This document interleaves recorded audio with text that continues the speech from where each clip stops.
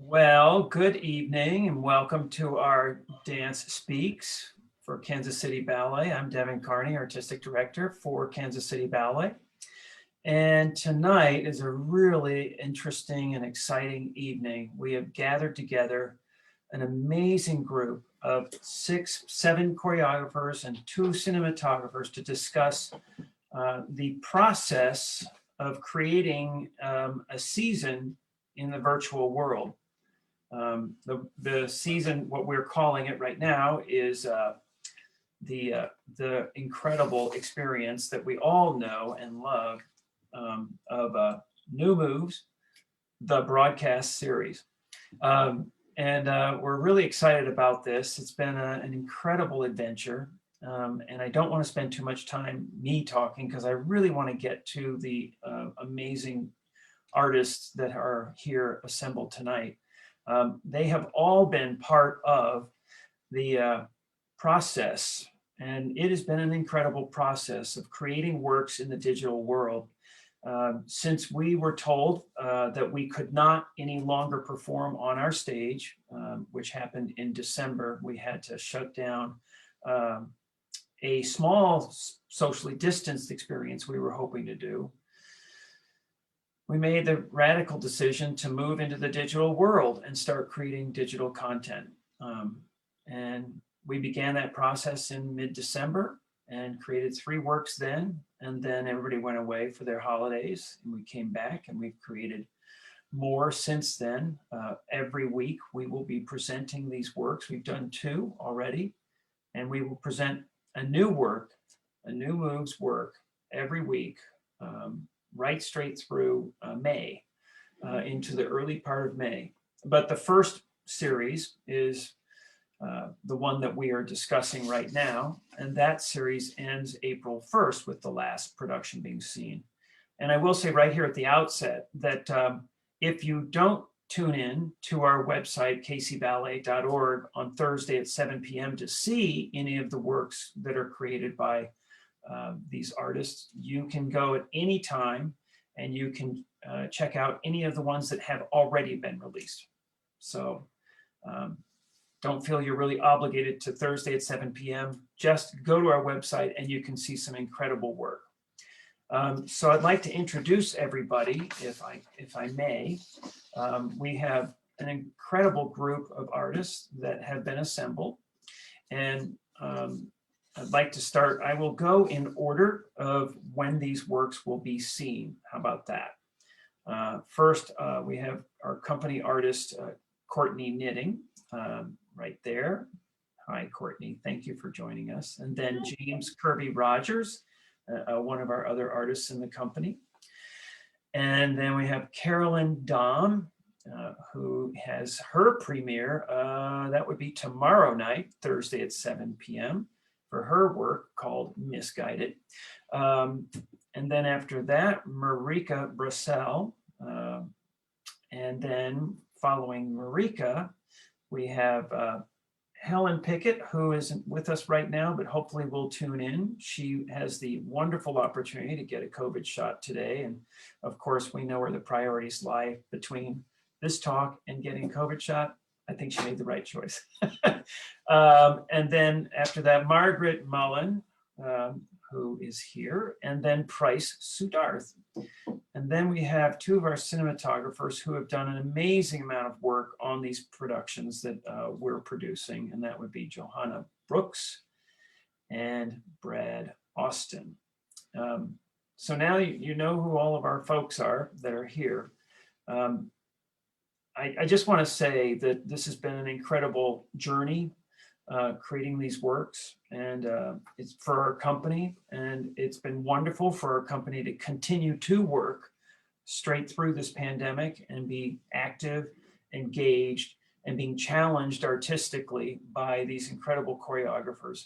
And I think that that's something to recognize, that there are a lot of companies that aren't having as many opportunities to be able to do work like this straight through. And I'm thrilled at the product that each of you have created.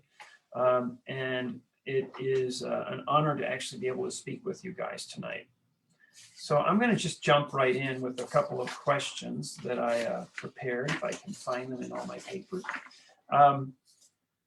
Maybe we could start with just, why don't you kind of just tell us quickly, not, it doesn't have to be a long statement, a mission statement, but what was the inspiration of each of your works? Where we start with a blank canvas, right? When you're going to make a new work, and you have to come up with a concept. So maybe each of you could share a little bit about what the concept was, how you got to the concept before you ever started creating it with our Kansas City Ballet artists. Price, why don't you start? I'll just pick you guys. Yeah. Well, the process was interesting because, this was all created via Zoom. I live in Seattle, and I was here in my basement creating all the steps. So I had to come at it a little bit more open-minded, and a little bit looser than I would normally approach a project. I would usually get all my ducks in a row and then develop the work, the movement, to sort of fit the theme once I get into the studio. But it was sort of the opposite, with film in general. So much of the work is post-production, right?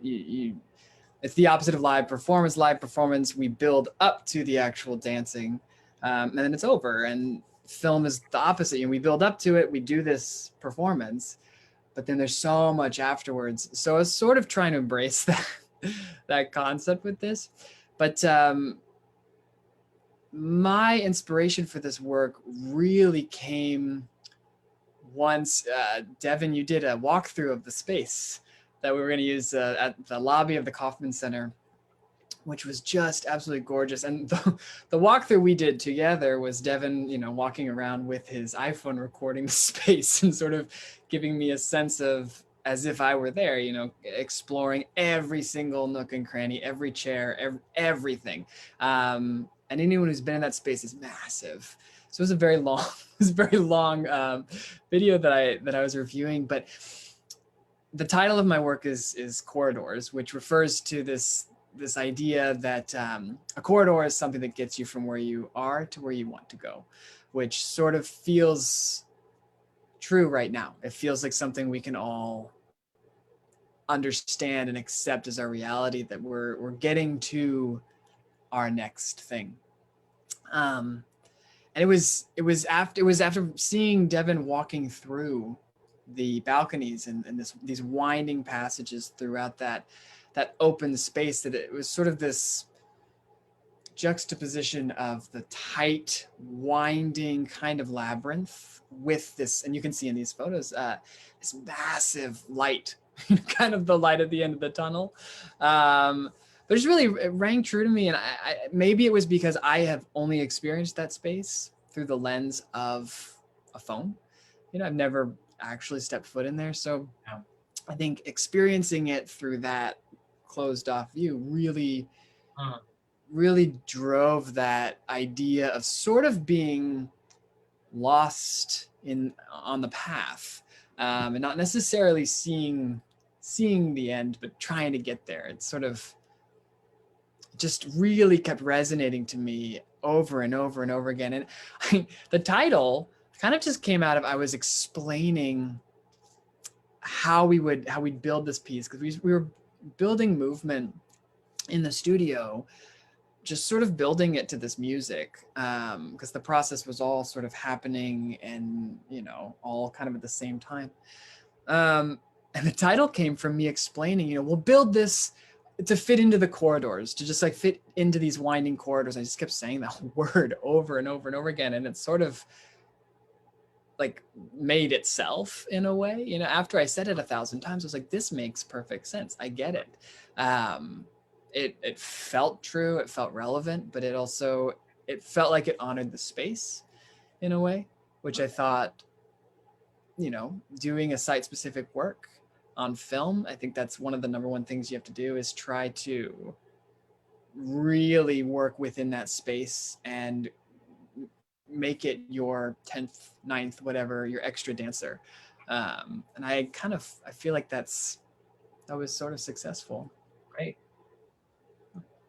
Um, yeah, corridors is a perfect name for it. And I will say that for all of you guys who have been zooming in, the value of an iPhone that's good and has a decent camera. Wow.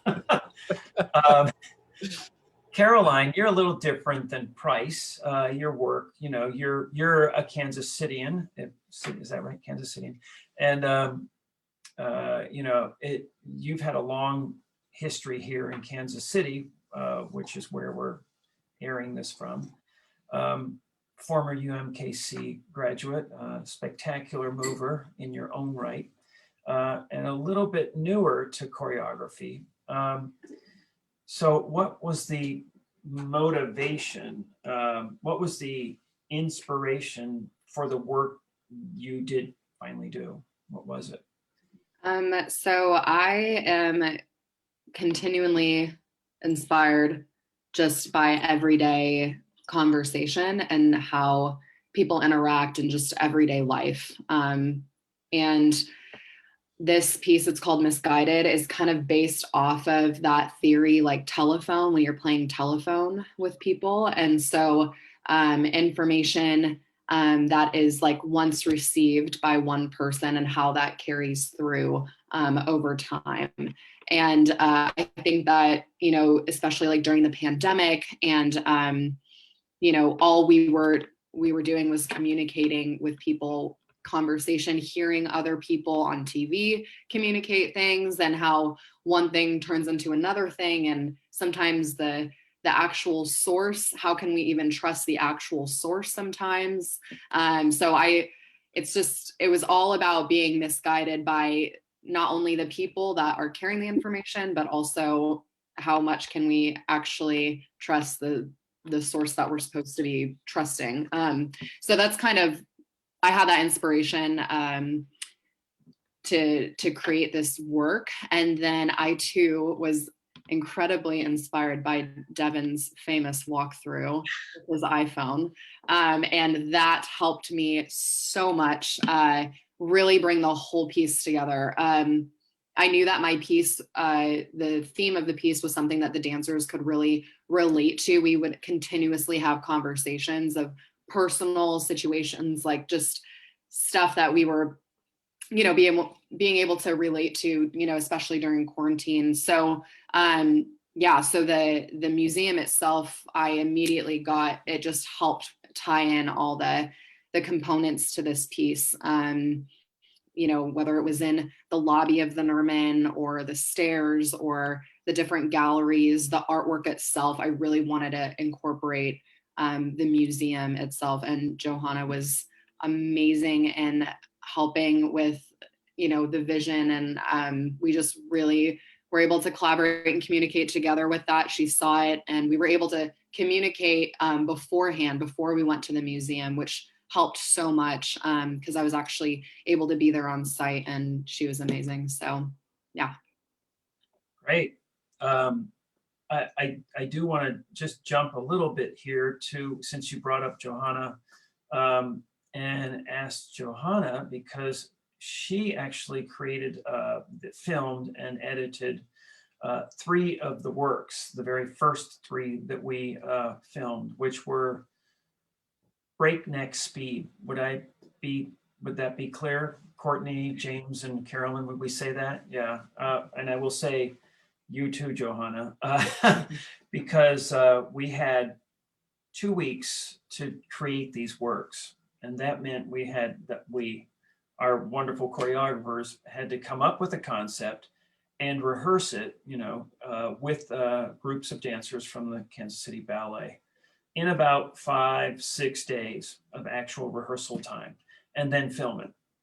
And Johanna was just so willing to jump on board with this project, as were the 3 choreographers. And I will say it right here in public. Thank you, Courtney, James, and Caroline, for your adventurous attitude to dive into the deep end of a fast flowing river and swim, and actually be very successful at it.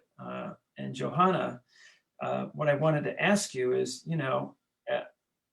filming dance is got to be something that's a little bit different than, say, filming, well, anything else, what would you say would be one of the takeaways from having this experience of creating, filming and editing these three wonderful works, and that collaborative experience you had with three, not one, but three very different artistic viewpoints, and also in three very different locations?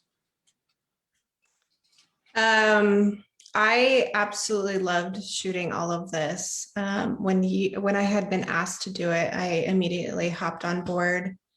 A lot of my work previously has been around bodies and movement and relationships between bodies. So when I got a chance to shoot actual dancers, I was super stoked. But it was interesting, definitely, because I had not known anybody before I hopped on this. And so being able to see their piece, I was like, okay, this is your personality. And that was really interesting to see happen, even though I had not known them. After working with them for, the day, I felt like I knew each of them in such like an intimate way. Working with the spaces was definitely, it was hard. Not only shooting dancers, but I come from like the commercial industry. So an example, like throwing a donkey in the kitchen. If we can't have an actual kitchen, we're just going to build the kitchen. And we obviously couldn't do that for this. So it was, a bit of a struggle to work with the space a little bit, work with the natural light that we had available. But that's part of my job, is problem solving. So I think we all did a really good job, collaborating, coming together to make each space work with the dances. There's me. But I think I definitely learned a lot from shooting this. I've shot dancers before, but not on this level. It yeah, I've definitely learned a lot, but hopefully I can do it again and work with each dancer, each choreographer. Well, what you pulled together was spectacular, and it's kind of a trifecta between Courtney and James, who have very different sort of movement quality.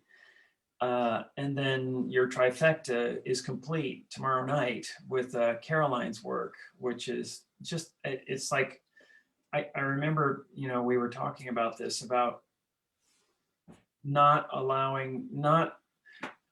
creating works that are specific and specifically different to each choreographer. And the cinematography of the three works was quite different.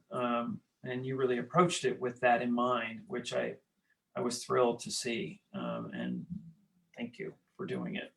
Thank you for having me. Yeah, it's great. And all the best to you tomorrow night for your premiere of your last work. Marika, I wanted to ask you about your work, Bones of Chaos, which was filmed at the Belger Crane Yard Studios here in Kansas City. Again, you were creating the work, and you got this video from me of what the space was going to be like.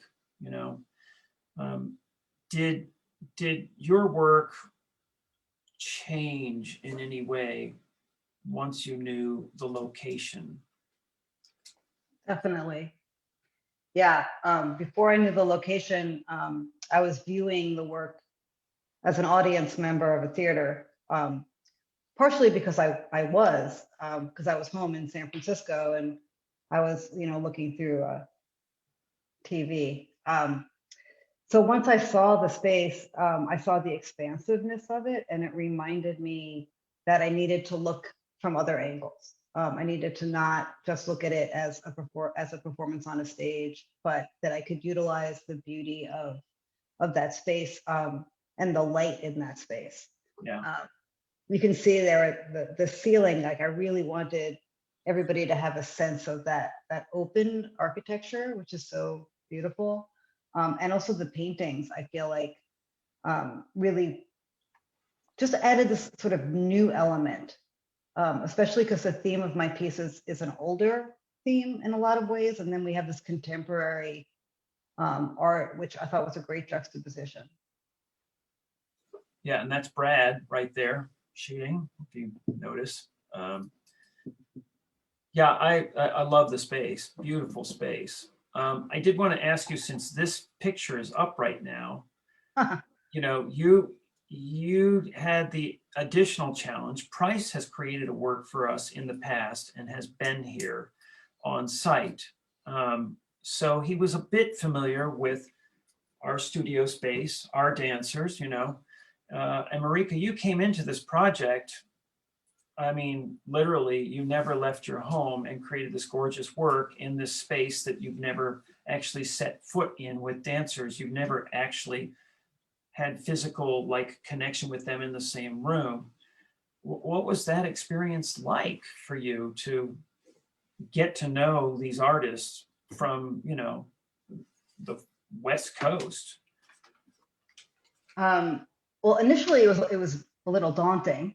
I thought, oh, I'm going to go in and usually I would have a rapport with people. Like I feel like if people meet me, they like me. But that I wasn't going to meet them, and we were only going to be doing the work. Like we didn't really have time to hang out and get coffee and you know, find out what they like.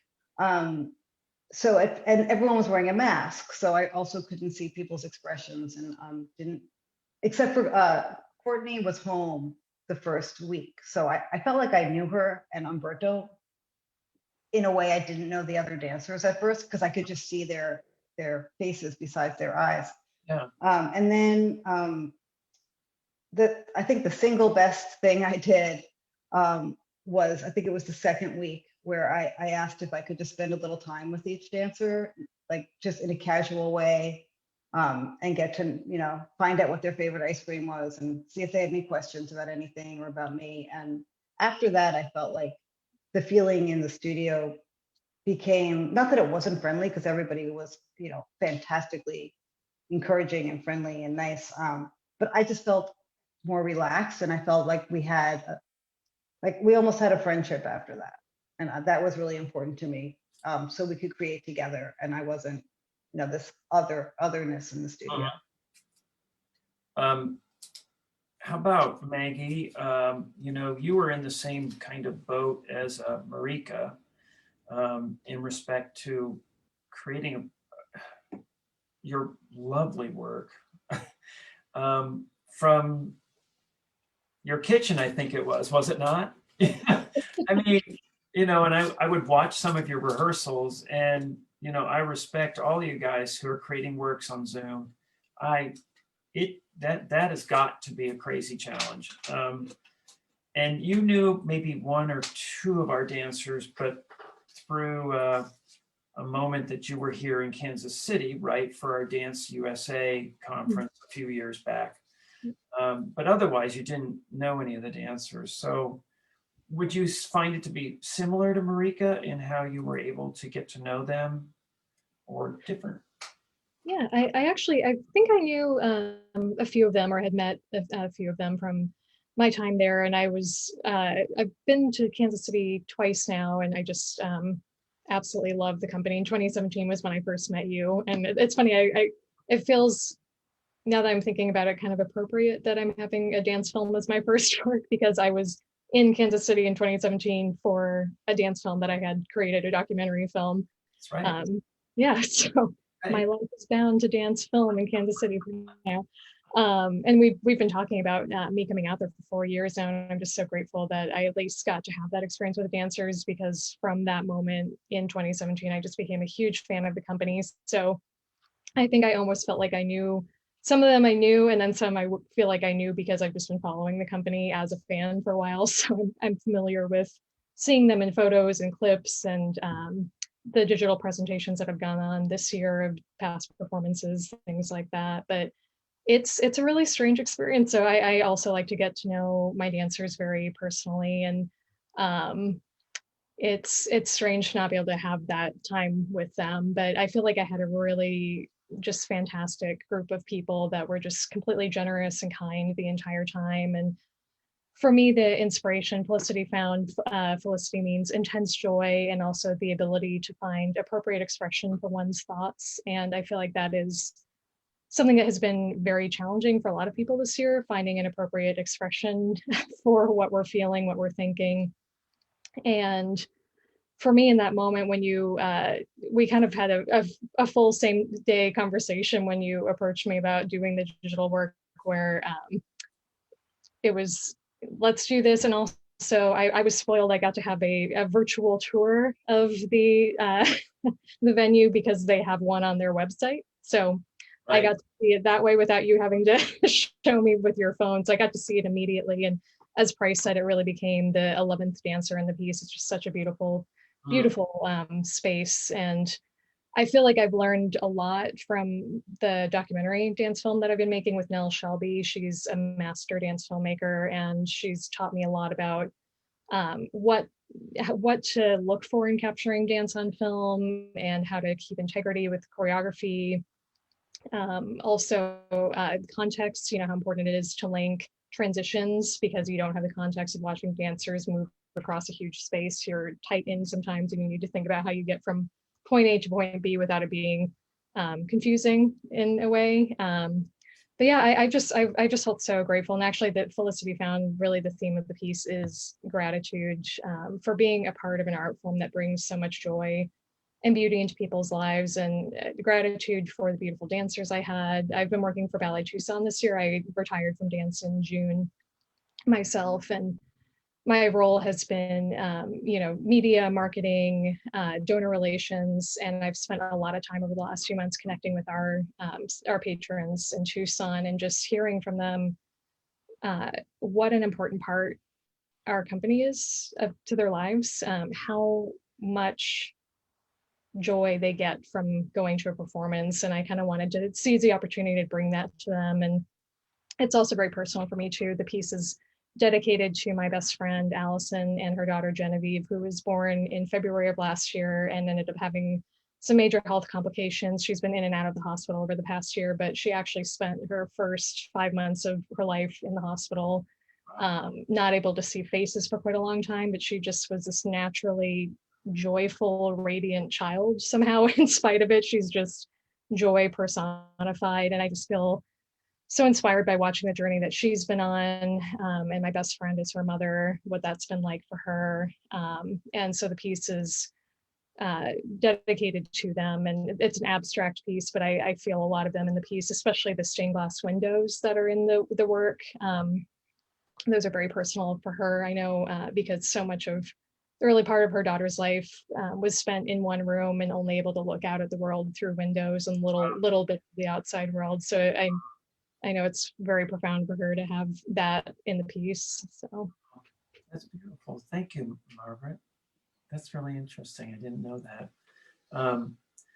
I have to take a station break right now, and just for those who are tuning in late, and say that we are here with our Dance Speaks, and we are speaking with the choreographers who were involved and have been the creative voices behind we're calling New Moves, the broadcast series, and we have two of the cinematographers as well with us here, Johanna Brooks and Brad Austin, who were very much a part of this process. And we're in the middle of speaking about the challenges and the rewards of creating works on film, and that leads to a question that came in to us about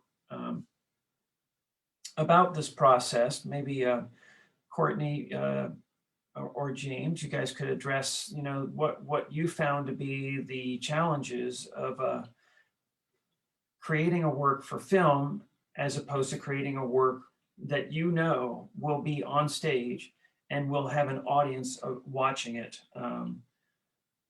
And both of you have created works before for Kansas City Ballet, and thank you for that. So what would you say is the difference in this particular experience you've had going into the film world? Go ahead, Courtney, go for it. I think probably the biggest challenge is just remembering that, kind of similar to what Marika was saying, that the view isn't just from one point. You know, when you have a camera, there's so many different options and there's so many different angles you can get.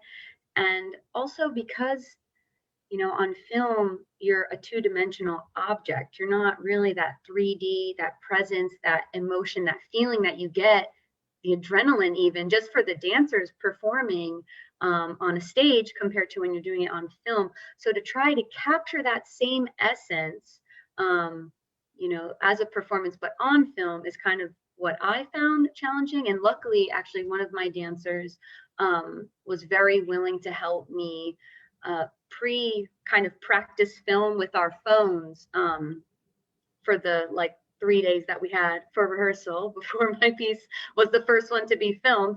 And so that was kind of how I practiced and you know, prepared, oh well, that looks really good, or this angle doesn't work.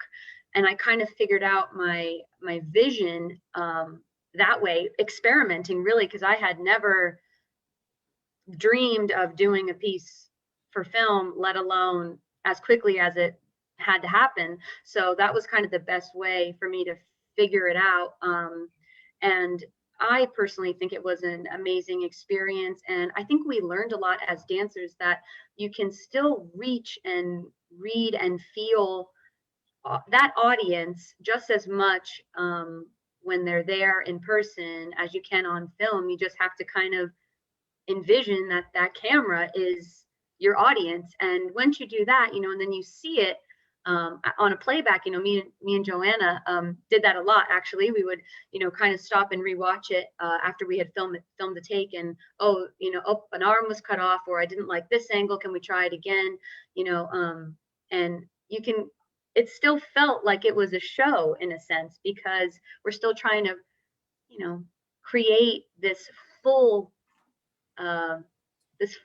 thing as a whole. You know, when you do a performance, it's not just a clip and it's over. It's supposed to be a completed, you know, you check off all of the boxes. And I felt like with dance on film, you really wanted to check off all those boxes instead of just, you know, for a performance, it's one box. Oh, the show is over. But for this, it's the lighting's right, the dancers are right. Everything kind of has to align up together to create that one moment, that one specific, you know, take that's going to be, you know, that's going to read to people and bring something to them through their screen.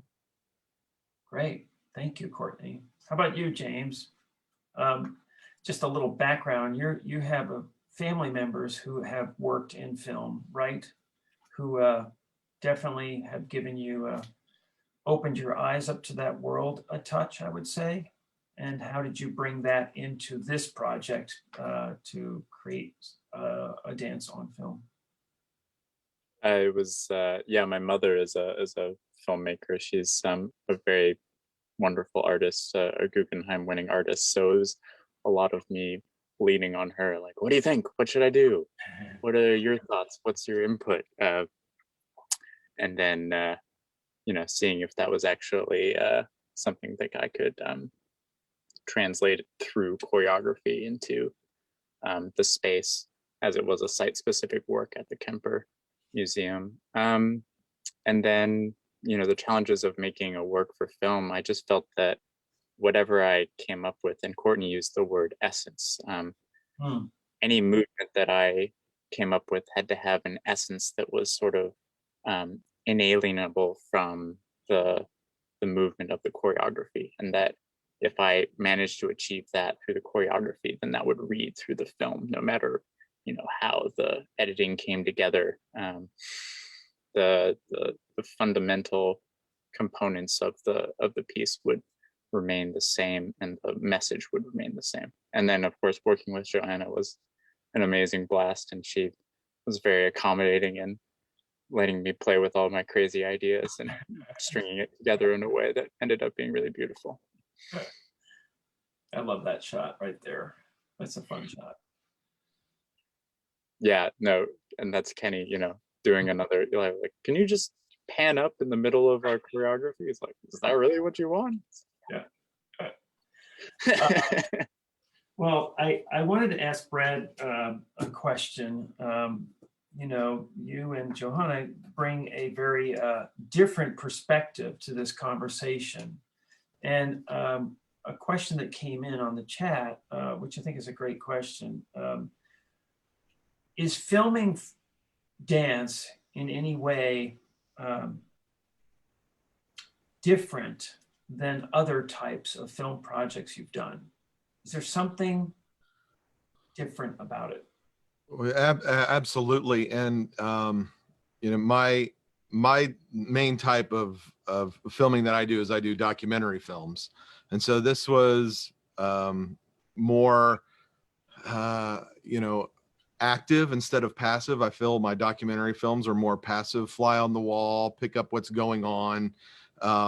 This is much more active in the thought of, when I talk to all the choreographers I've worked with, we always talked before shooting about the story they are trying to tell.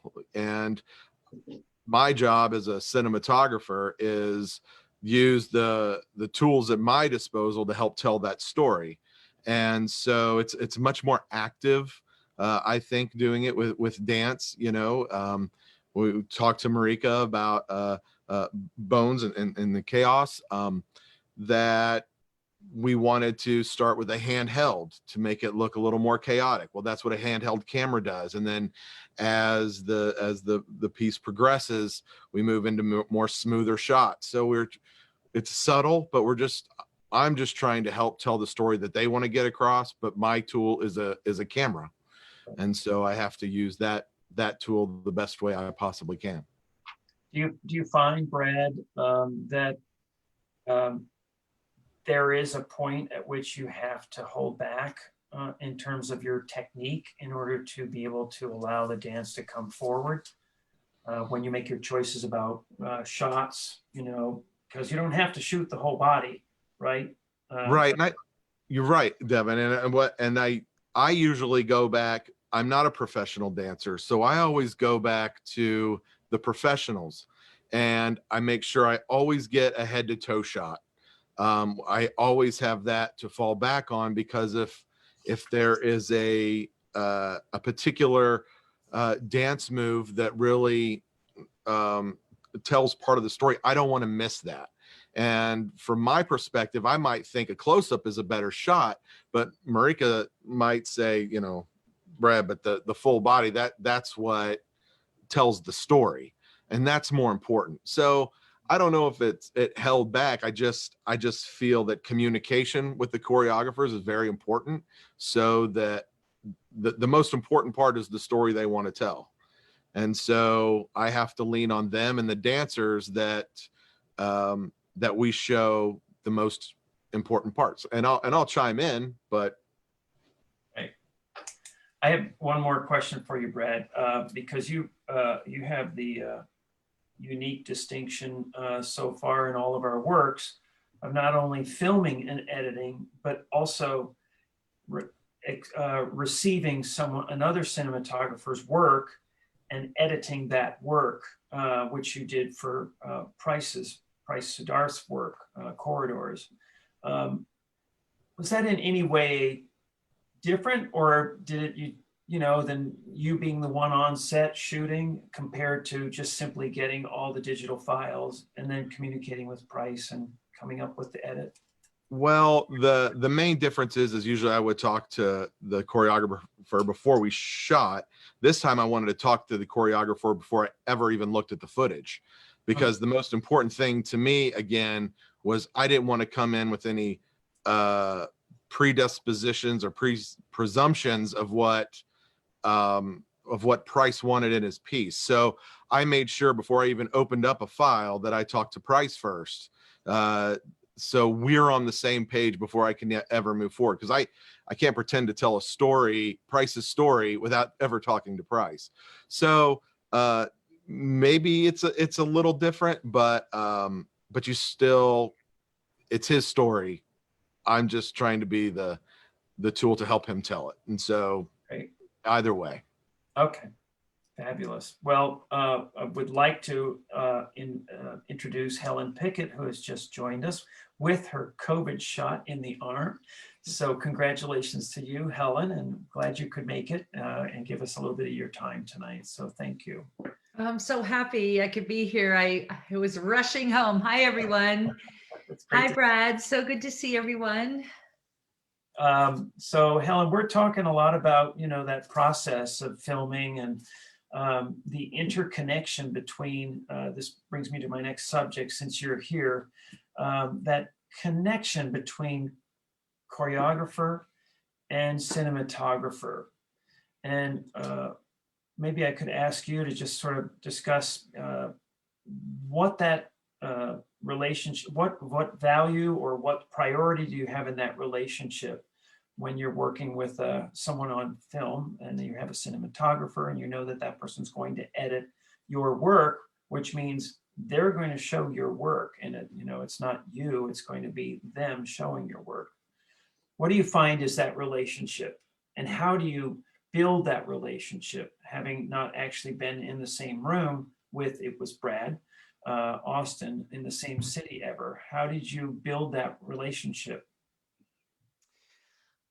Thank you for that question. And again, I'm really happy to be here with everyone sharing this space. First of all, I have to say that Brad, from the outset, is a collaborator, and he really made that very clear that he is someone that likes process. And so I knew that we had a meeting point at that place, because that's really one of the main things I love about choreography and being in the studio. The other thing is that, of course, he loves film, but we shared a love for film. I love the métier of film because I studied film for 2 years. And what I found with Brad is that, like with every great relationship, I love this image. Brad, have you talked about this image, Brad, about what it reminds you of, actually? No, we haven't. No? Well, I have to say, like with everything, like with dancers, Brad and I started early speaking.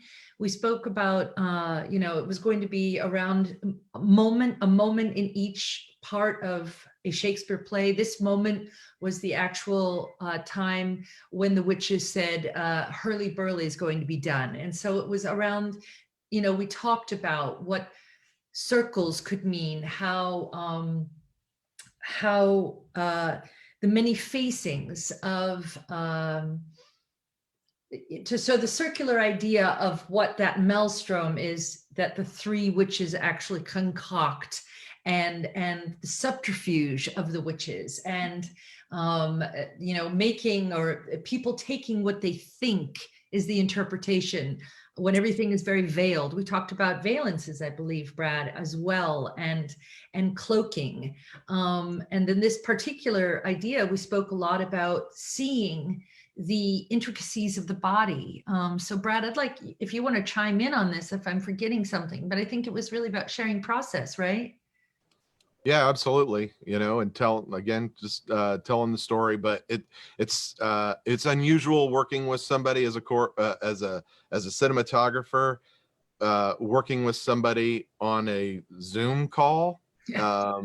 It's very interesting and can make for some very interesting ways to communicate. And so communication is key. So as long as you can keep that communication line open, wonderful things can be done. And I think that's what I loved the most about communication with the dancers, and with Devin and with Helen. So I think that's when the best work is made, right? Yeah, I totally agree. I agree. It's communication, it's transparency. And in that communication, it's a real sharing of ideas. So Devin, you, me, the dancers, we're all coming to the table with input, concocting bubble, toil and trouble, if you will, that pot for this particular trio.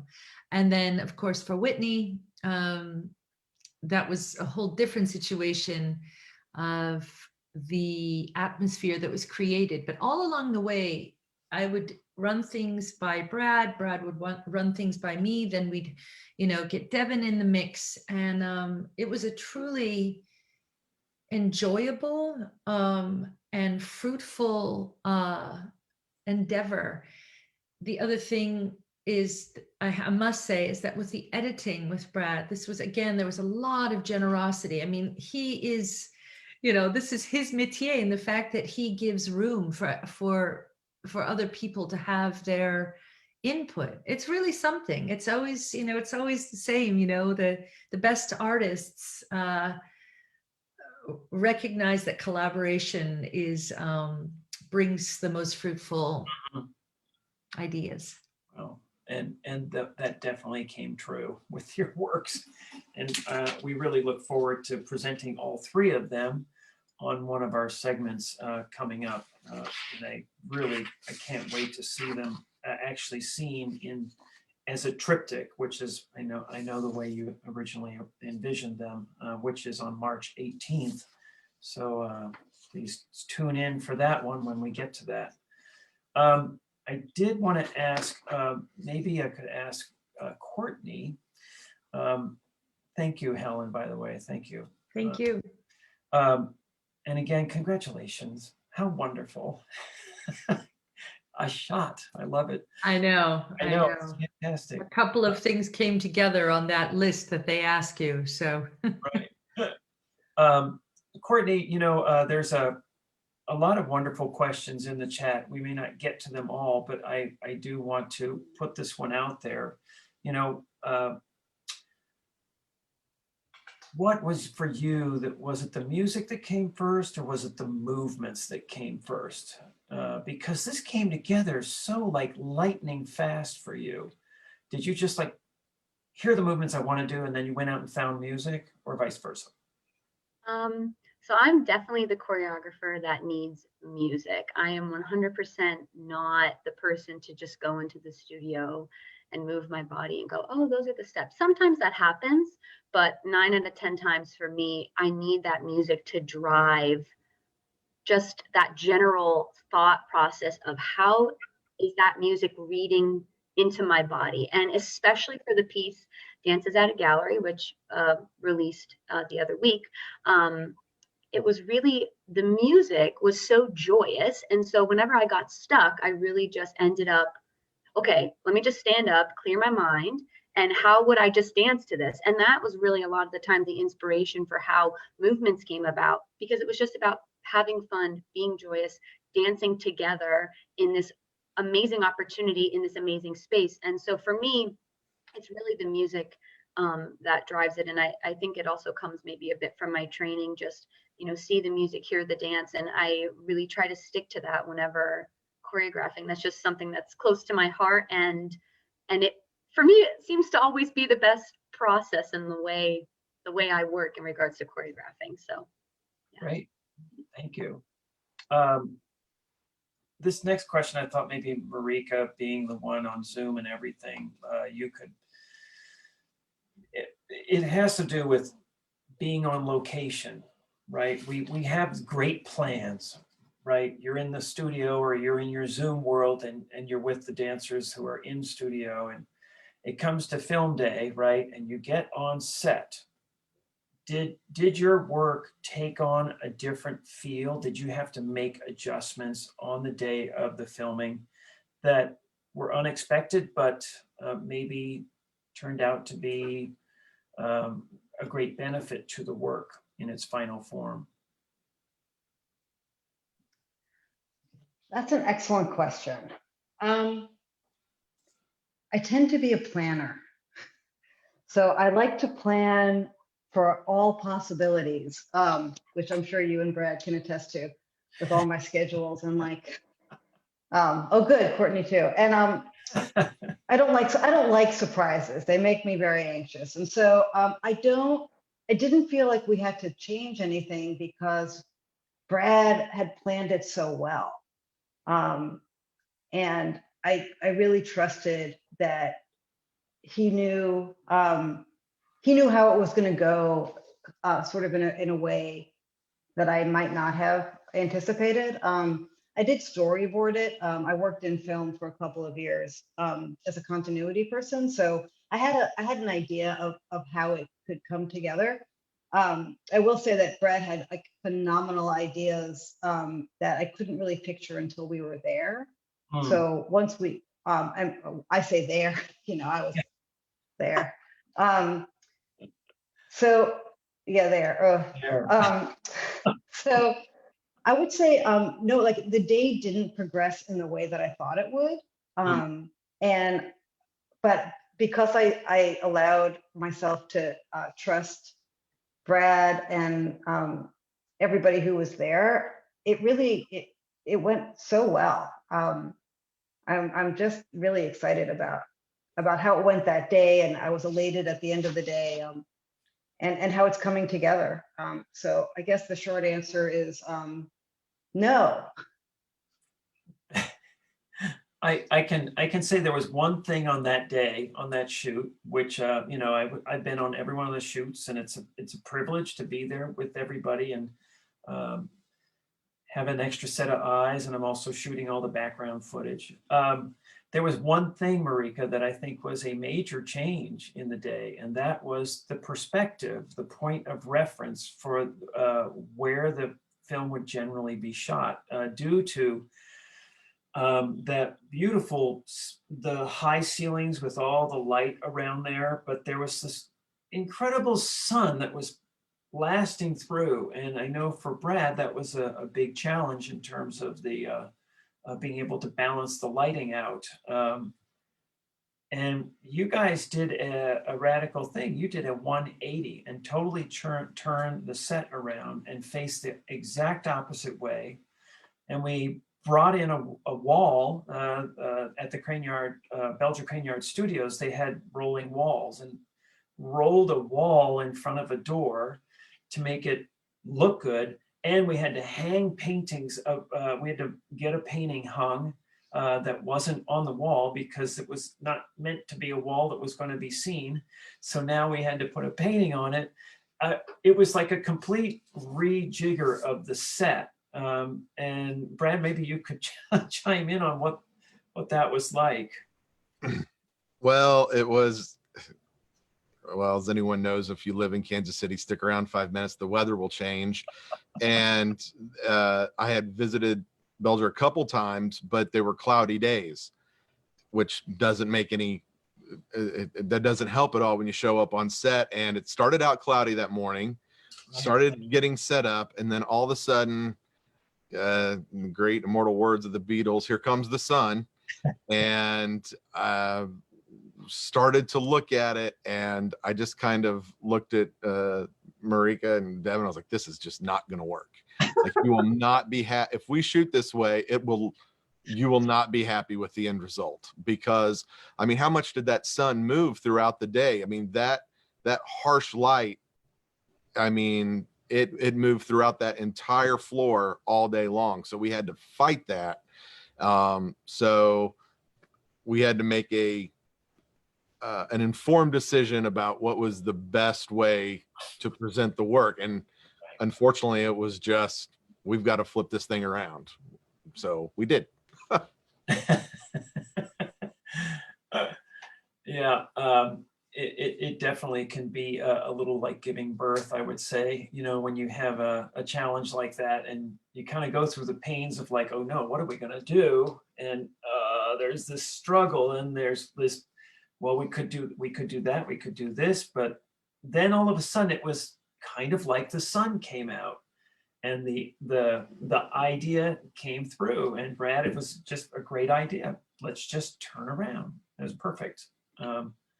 And I have to say that the Belger Crane Studios were so helpful. The curator there, in being able to move a painting from one place, and they literally got up on a ladder and, you know, hit the nail, you know, put a hanger in the wall, and then put the painting on the wall, and then readjusted lights to make it look good. It was quite a fun moment when you look back on it. You know. Yeah. I wanted to ask Caroline, and Johanna, you know, you guys collaborated with each other on your work, as you did with, of course, Courtney and James. What would you say is your takeaway from this experience that you had at the Nerman Museum of Contemporary Art, and Johanna being in this gorgeous space and having that pressure, that responsibility to capture this incredible movement on film with very limited amount of time? What would you say is the takeaway from all of this that you're going to take on to the next thing you do?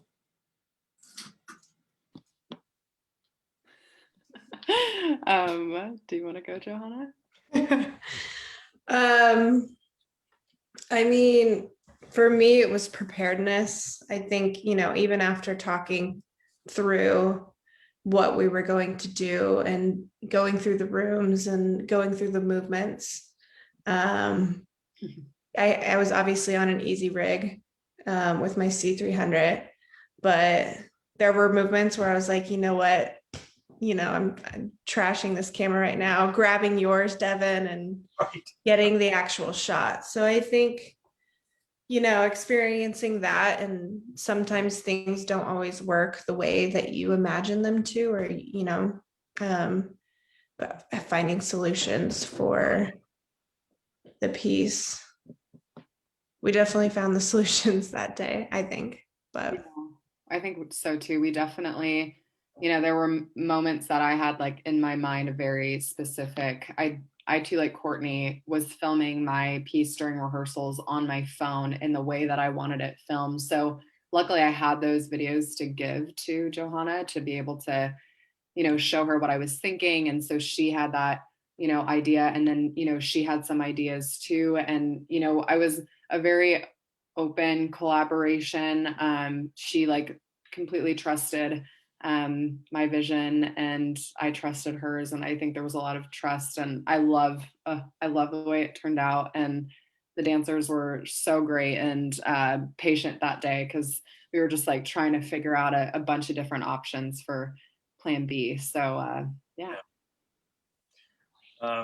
Well, I'm sad to say, and I know there's some more questions in here, which I would just love to get to, but we're supposed to finish up here at 7 o'clock, and it is about 30 seconds from that. So I would like to say thank you. Thank you, Helen, for making the effort to join us. I Oh, really of course. appreciate it. Thank you. And thank you to everybody else for being here.